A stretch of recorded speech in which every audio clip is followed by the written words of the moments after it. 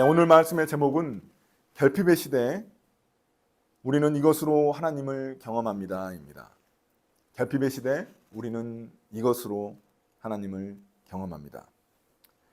예전에 우리나라에서 큰 인기를 끌었던 이 진품 명품 쇼가 있었습니다. 알고 보니까 지금도 하고 있다고 합니다. 그런데 예전만큼의 그런 인기가 있지는 않습니다. 왜냐하면 제 생각에 그때 유명할 때 벌써 집에 있는 거 좋은 것들은 다 가지고 나와가지고 다 감정을 받아가지고 지금은 이제 그런 것들이 별로 없어서 인기가 좀 없는 것 같습니다. 거기에는 사람들이 다양한 물건들을 가지고 나와가지고 전문가들의 그런 평가를 받습니다.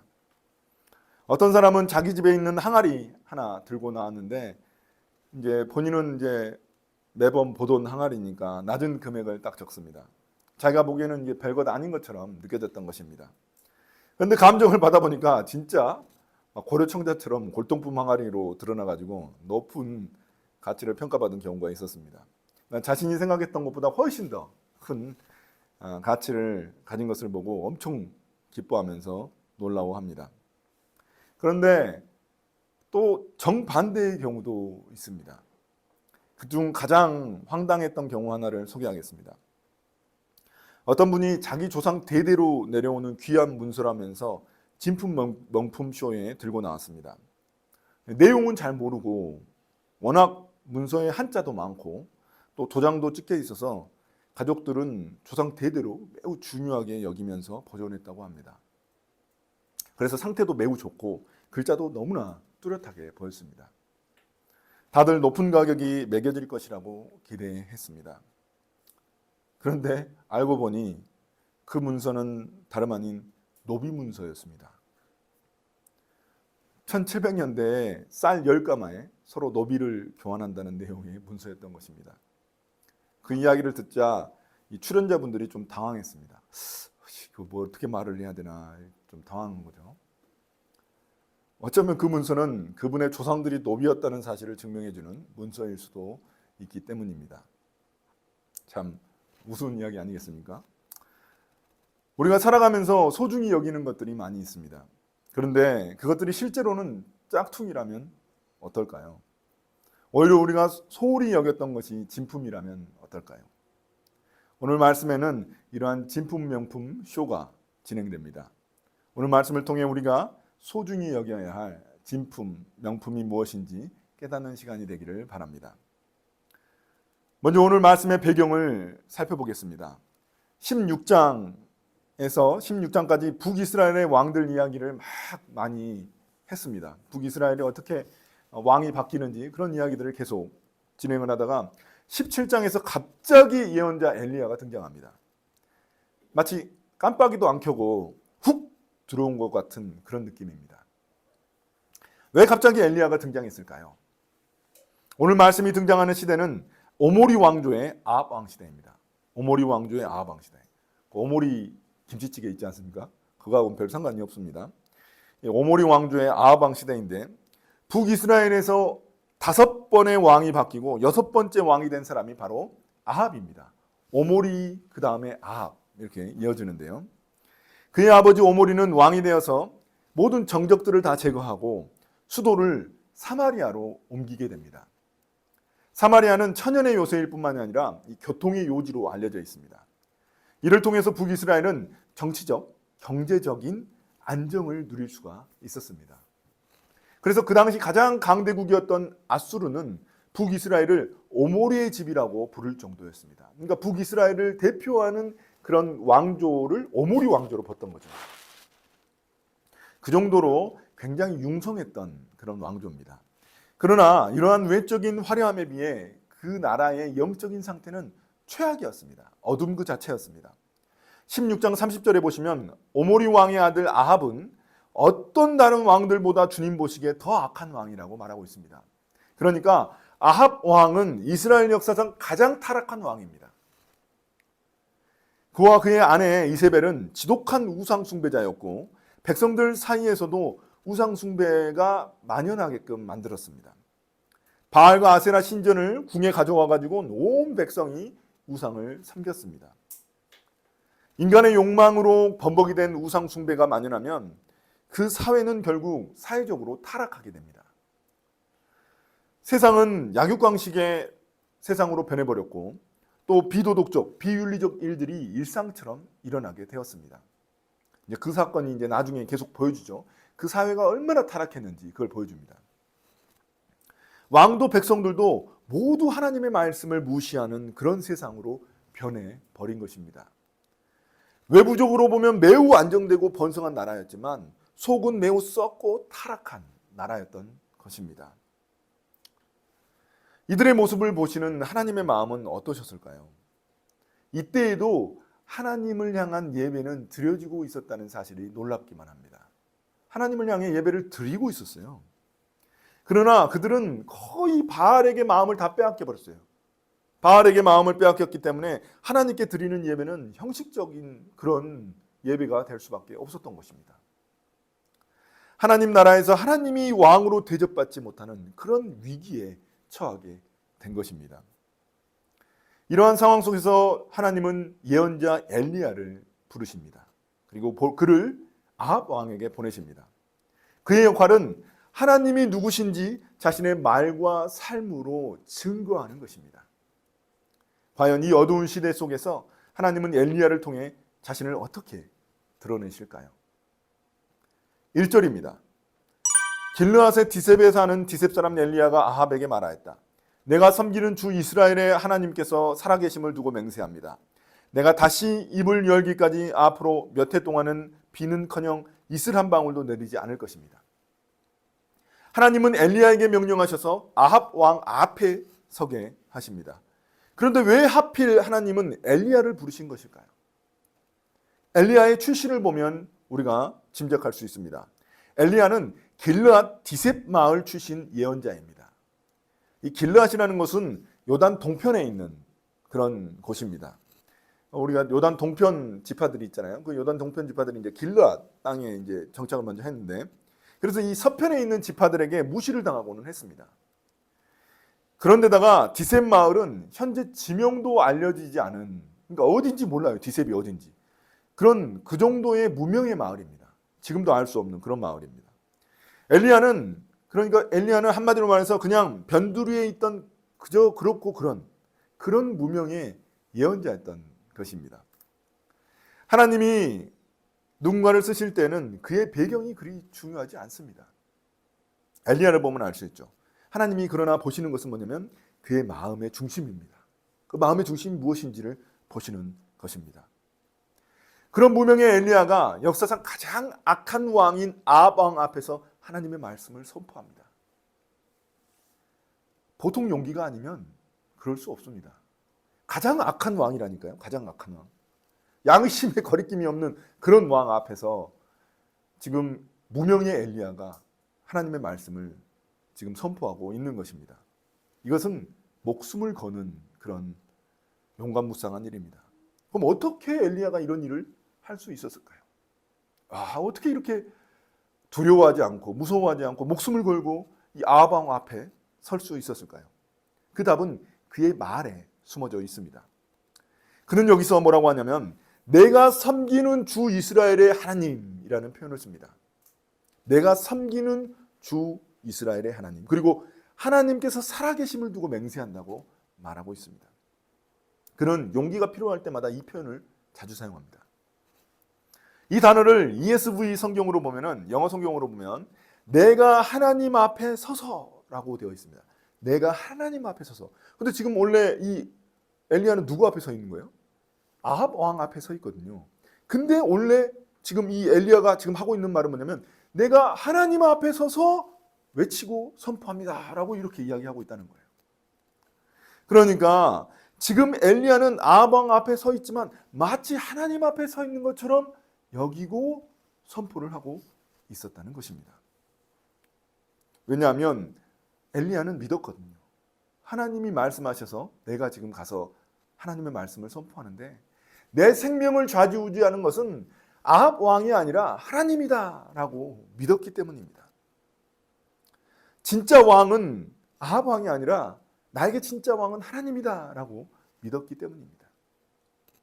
하나님을 두려워했기 때문에 그는 사람을 두려워하지 않을 수 있었습니다. 그 악한 왕인 아합 왕을 두려워하지 않을 수 있었습니다.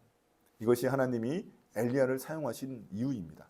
하나님을 두려워하는 예언자였거든요. 우리가 진짜 두려워할 분이 누구인지 그 사실을 엘리야를 통해서 알려주시는 것입니다. 우리도 알고 있죠. 하나님을 두려워하면 사람을 두려워하지 않는다는 거.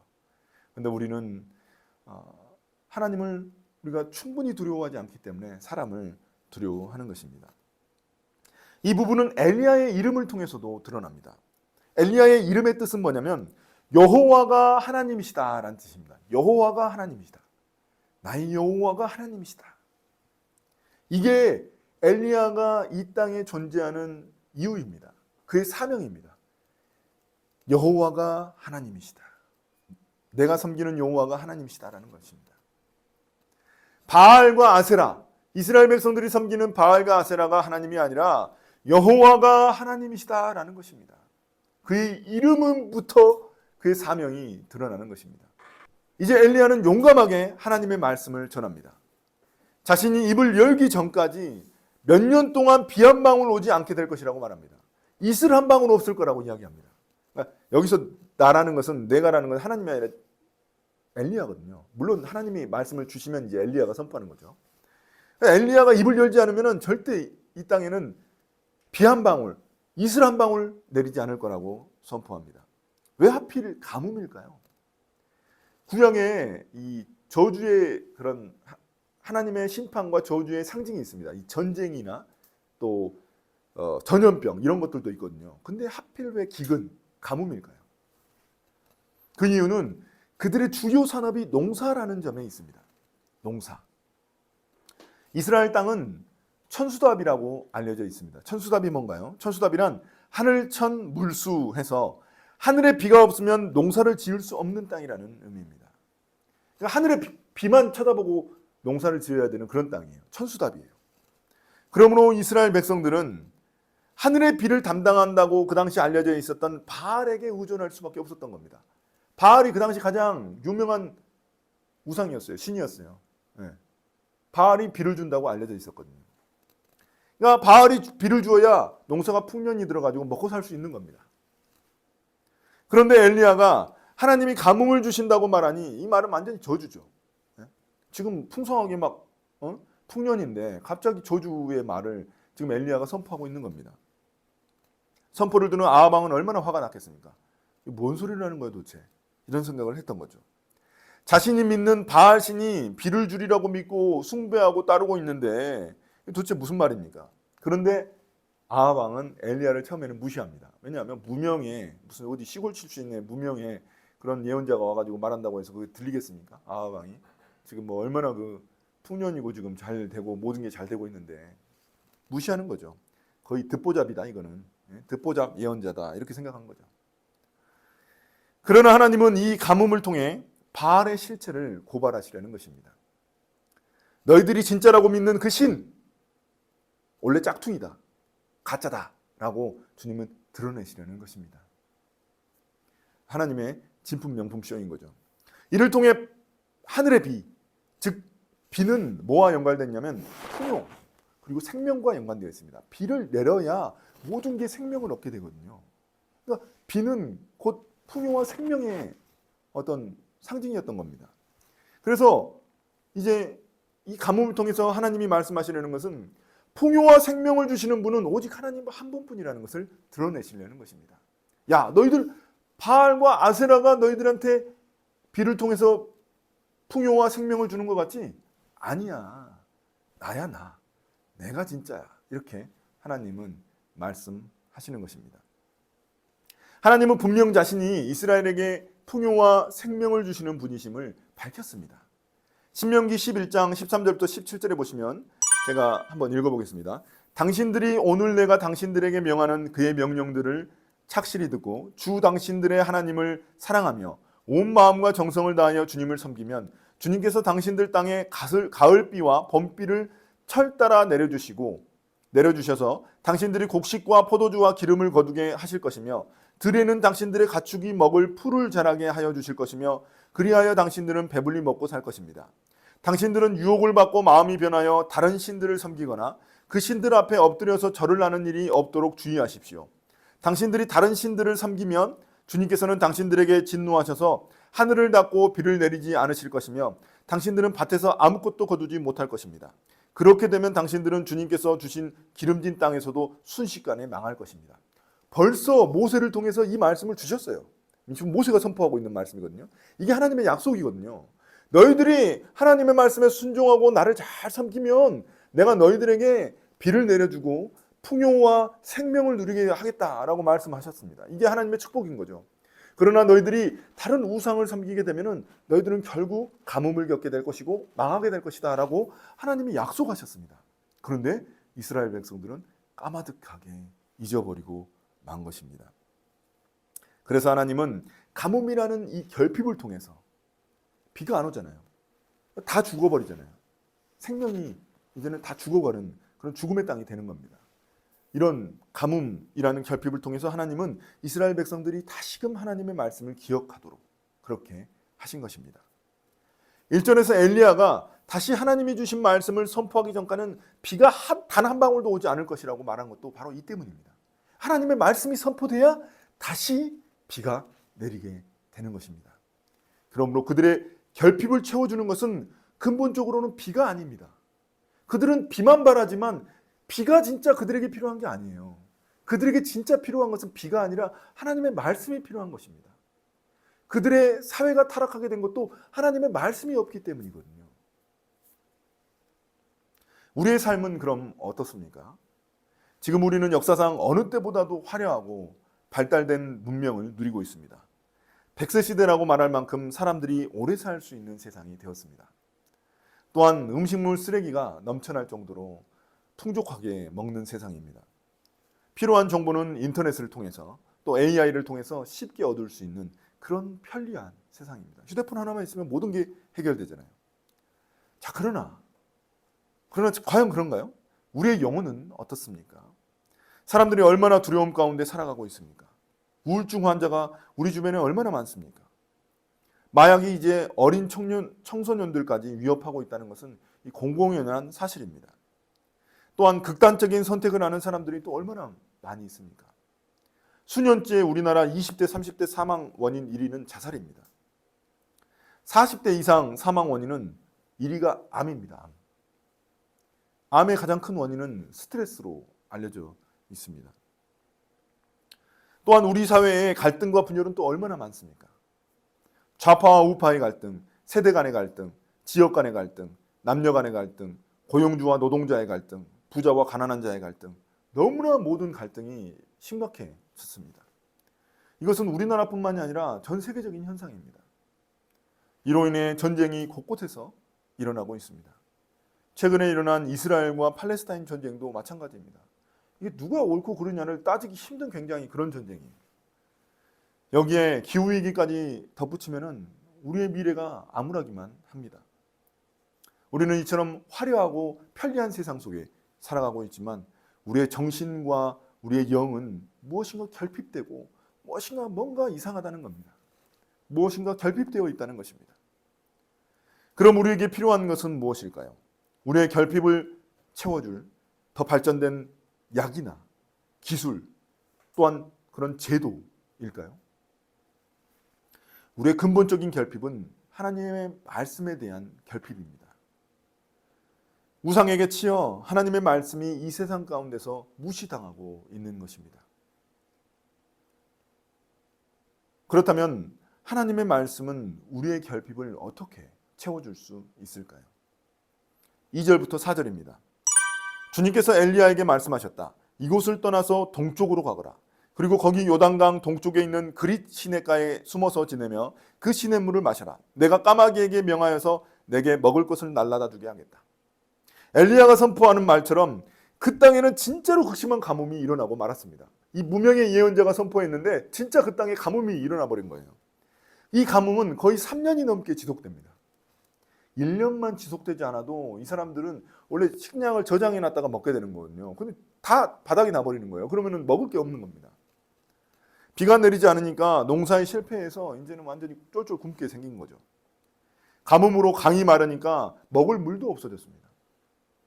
그러니 아합 왕은 무명의 예언자 엘리야가 했었던 저주의 말이 생각났던 겁니다. 아, 뭐야?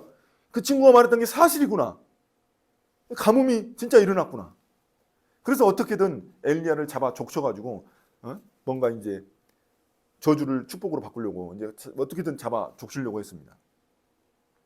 이에 하나님은 엘리야가 위기에 처한 것을 아시고 그에게 피할 것을 명령해 주십니다.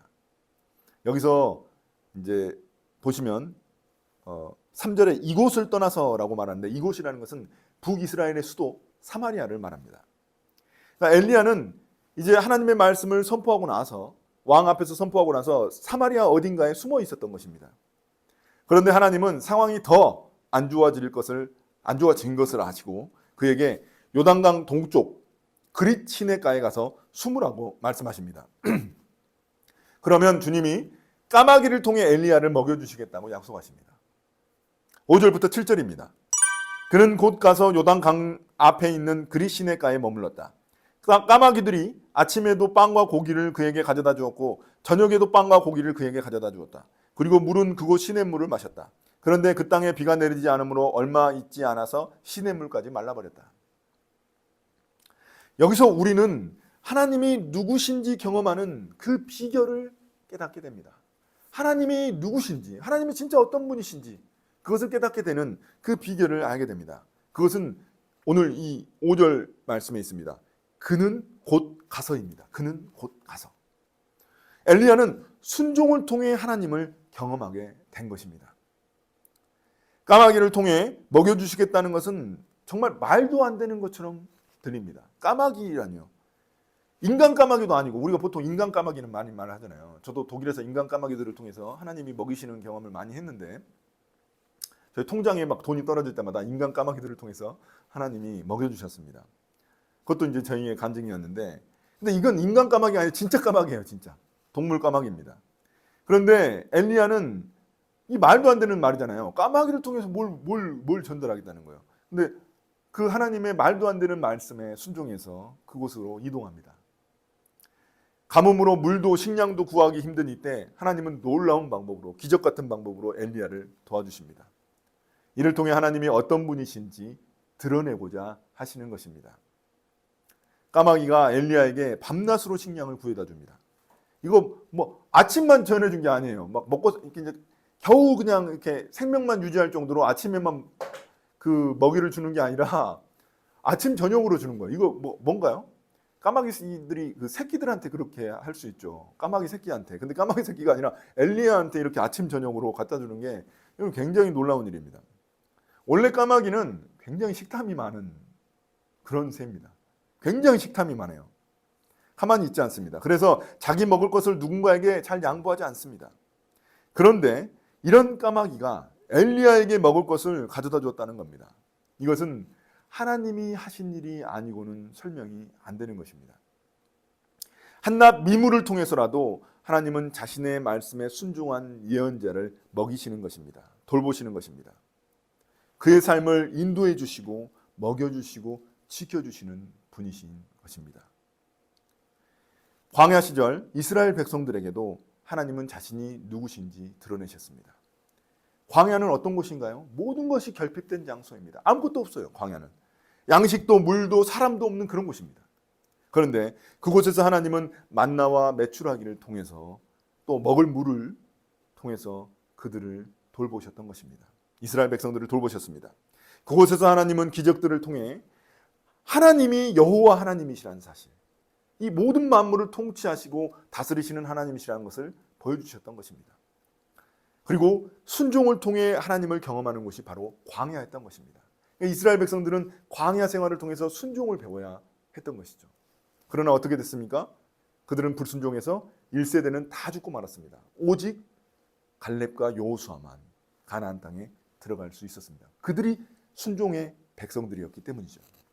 순종은 하나님을 경험하는 통로인 것입니다. 오늘 말씀에서 하나님은 비도 컨트롤하실 수 있고 비가 내리기도 하고 비가 안 내리기도 하시고 까마귀도 컨트롤하실 수 있는 분이십니다. 까마귀가 어떻게 그냥 사람을 먹이겠습니까? 그러니까 하나님이 통치하시지 않는 영역은 없다는 겁니다. 하나님이 어떤 분이신지 드러내 보이시는 것입니다. 가뭄이 들자 백성들은 자신들이 그토록 좋아하던 바알에게 또 빌고 또 빌었을 겁니다. 예? 나중에 보면 이제 그 뒤에 나오잖아요. 엘리야랑 대결할 때 몸에다가 막 칼집을 막 내면서 막 비가 내리게끔 하려고 막 그러잖아요. 바알에게 막 빌잖아요. 그러니까 아무리 빌어도 비 한 방울, 이슬 한 방울 안 내리지 않는 것입니다. 그걸 통해서 누가 진짜 여호와 하나님인지 드러내시는 것입니다. 누가 진짜 진품이고 명품인지 보여주시는 것입니다. 이제 오늘 말씀을 마무리하겠습니다. 하나님의 말씀을 망각한 이스라엘 백성들은 결국 거짓 우상에 속고 말았습니다. 바알과 아세라에게 속았습니다. 무능력하고 아무것도 아닌 바알에게 무릎 꿇는 백성이 되고 만 것입니다. 그러나 하나님은 그들을 불쌍히 여기셔서 가뭄을 통해 자기 자신을 드러내십니다. 그러니까 가뭄은 어찌 보면 하나님의 징계이기도 하지만 또한 하나님의 궁율의 표현이기도 합니다. 왜냐하면 다시 돌이키라고 그렇게 주신 것이거든요. 그걸 통해서 하나님이 누구신지 다시금 기억하고 하나님의 말씀을 기억하고 너희들이 섬겨야 될 분이 누구신지 다시금 기억하게끔 하신 것입니다. 그렇다면 지금 우리에게 필요한 것은 무엇입니까? 어둠과 결핍의 시대 속에서 우리 그리스도인들은 무엇으로 살아가는 존재입니까? 제가 그 성찬식 할 때마다 자주 이야기하지 않습니까? 우리가 빵으로만 살아가는 존재가 아니라 하나님의 말씀으로 살아가는 존재라고요. 그러니까 누가 우리의 생명과 축복을 좌지우지하고 있습니까? 여러분들은 어떤 믿음을 가지고 계십니까? 우리는 어떤 믿음을 가지고 있습니까? 하나님이 주시는 그 생명과 축복을 우리는 무엇으로 경험할 수 있습니까? 그 답은 순종에 있습니다. 하나님의 말씀에 순종함으로 우리는 하나님을 경험하고 하나님의 기적을 경험하게 됩니다. 하나님이 우리의 삶을 인도하시고 또한 우리를 먹이시고 또한 우리를 지켜주시는 여호와 하나님이라는 사실을 깨닫는 통로가 바로 순종인 것입니다. 그래서 예수님은 이렇게 말씀하셨습니다. 그러므로 무엇을 먹을까 무엇을 마실까 무엇을 입을까 하고 걱정하지 말아라. 이 모든 것은 모두 이방 사람들이 구하는 것이요 너희의 하늘 아버지께서는 이 모든 것이 너희에게 필요하다는 것을 아신다. 너희는 먼저 하나님의 나라와 하나님의 의를 구하여라. 그리하면 이 모든 것을 너희에게 더하여 주실 것이다. 우리가 이 말씀을 믿고 결핍 가운데 이 시대의 결핍 가운데 하나님을 의지하며 살아가는 저와 여러분이 되시기를 예수님의 이름으로 축복합니다. 아멘.